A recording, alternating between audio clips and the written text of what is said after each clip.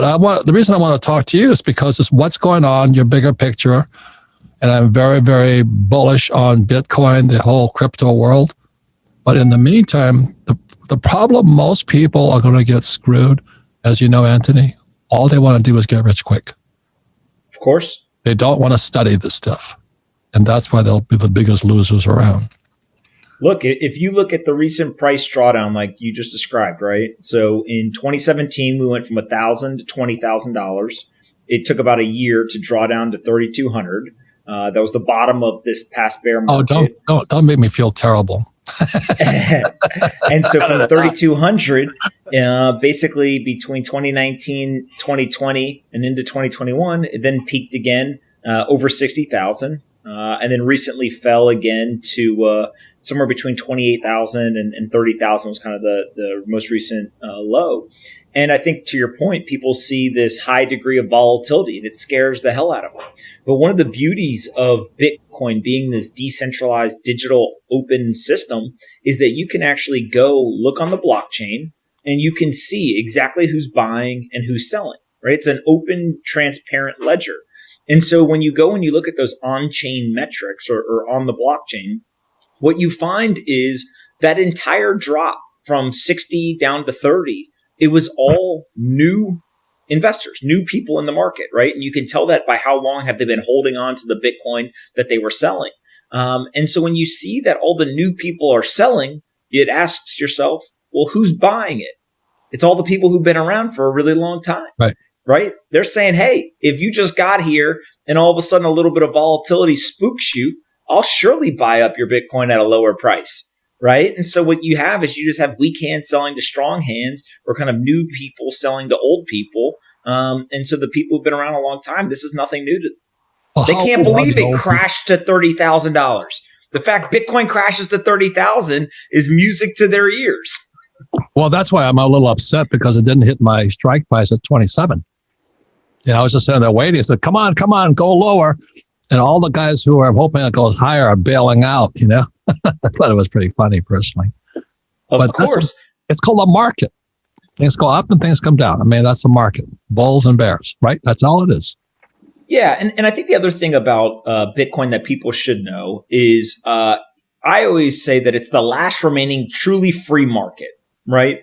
And so what I mean by that is you've done a great job over the years explaining to people kind of how manipulated the dollar is, how manipulated the stock market is, etc. But it's not just the macro manipulation, right? It's not just interest rates. It's not just quantitative easing. There's also things that are built into, say, the stock market where if the stock market goes down 7-8% in a single day, they literally call timeout and say, hey, whoa, 15-minute circuit breaker. If it goes down again, 11-12%, hey, circuit breaker again. And then if it goes down 20% in a single day, they literally shut off the market and they all go home for the day. Yeah, I want everybody. That happens all the time in Bitcoin.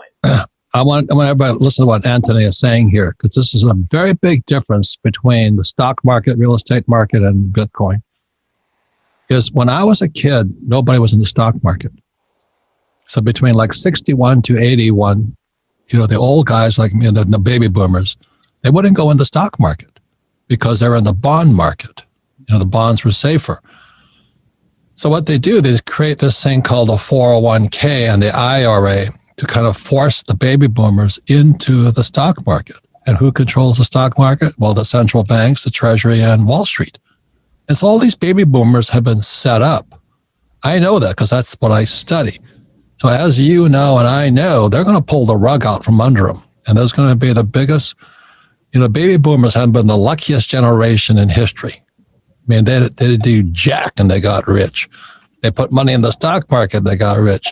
Then what happened is 87, the stock market crashes. And what Anthony's talking about here is because Greenspan came in and says, we can't let the baby boomers get out because then we all get poor. So the idiot baby boomers stayed in and was called the Greenspan put or the PPP, the plunge protection team. What Anthony is saying there, they prop the stock market up to keep the baby boomers in. And that's the difference between Bitcoin. There's nobody holding it up. Now, that's good or bad, but to me, it's good because you've got to be smarter. And all you losers out there who just want to get rich quick, you're going to get pounded. Stay in the stock market. Stay with that 401k. And then you get pounded when it all comes down. They can't stop it. Look, one of the most fascinating things to me is, take a Warren Buffett, which I think a lot of people, especially baby boomer generation and on down, really respect somebody like a Warren Buffett, right? He's built an immense amount of personal wealth. He's got these very charismatic kind of letters that he writes that people are really attracted to. When he does interviews, right, he's very likable as an individual, and also shares awesome, timeless financial advice. And so when people see somebody like him and they ask him, what do you think about Bitcoin? Everything from it's rat poison to it's like harvesting dead baby brains and what other kind of ridiculous thing he says. But actually what you find is if you can separate kind of his personal beliefs on Bitcoin from the timeless financial principles that he's preached now for decades, what you find is the people in Bitcoin who follow those same timeless principles, dollar cost averaging, long-term holding and not trying to day trade or sell, right? Trying to find something that has a macro tailwind or an industry type bet to it. All of those principles apply here. Hey, and actually the people who are doing the best are benefiting.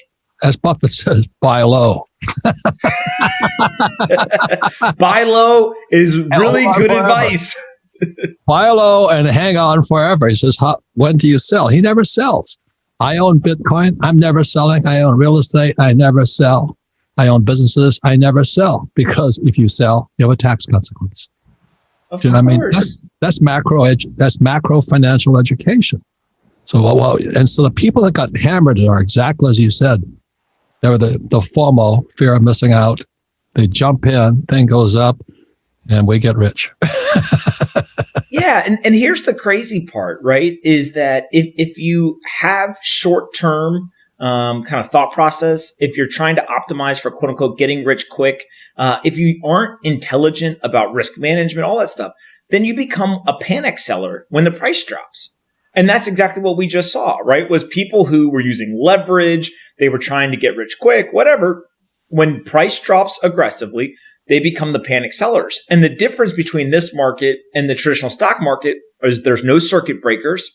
There is no hours of operations. There's no Friday at 4 p.m. Everyone goes home and we'll come back to play the game on Monday, right? It's 24/7, 365.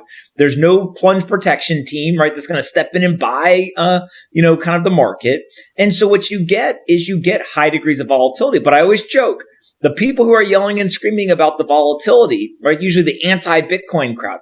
They never seem to bring up the volatility on days like today when Bitcoin's up 16% in the last 24 hours. That's bad news. They only bring up volatility when the price goes down, right? But we have to remember, volatility works both ways. It works on the way up and it works on the way down. Volatility is only bad when it goes against you. So if you're short and the price goes up, that's bad news. If you're long and the price goes down, that's bad news. But I think that ultimately what we're seeing is that Bitcoiners, especially the ones who have really spent the time learning about this, they want the price to go down, right? So they can buy more of it. Well, it's no difference. Like when I was living in Portland, the Arizona real estate market crashed. And people are moving out. They're like, I would never back, I used to live in California, but the reason I never moved there again is taxes, because they tax worldwide income. So I'd never moved to Arizona. If you are, let's say, a school teacher in California, it doesn't affect you. But if you're a global entrepreneur, California affects you. And that's why it's called macro financial education. And most guys are just peeing in the ocean, trying to figure out how to get rich quick. So, I'm very, very optimistic about Bitcoin, because of the blockchain technology, the lack of manipulation. But I think the most important is the same reason I own gold and silver. Can't mess with it. I don't own gold and silver ETFs. You know why? Because there's no gold and silver there. Yep. Yeah, I think the big thing about what we're seeing in these markets is everyone always talks about there's some new technology, there's some new coin, there's some new thing that is more innovative, is faster, is cheaper, is whatever, and they want to have a technological argument. But what you just described is Bitcoin's core value proposition. It is decentralized. It's outside the system and nobody controls it. Nobody can create more of it. And that is the number one value proposition that I think people are seeking right now, is they are watching central banks around the world print trillions of dollars. They're watching authoritarian regimes around the world become more and more overreaching, increase financial surveillance, and kind of just do bad things. And what they're looking for is they're looking for an asset that isn't even so much about, quote unquote, getting rich. It's actually about protecting the wealth that you already have. It's how do I prevent my wealth from being degraded away by central banks printing all that money, or from authoritarian regimes trying to actually confiscate it from you?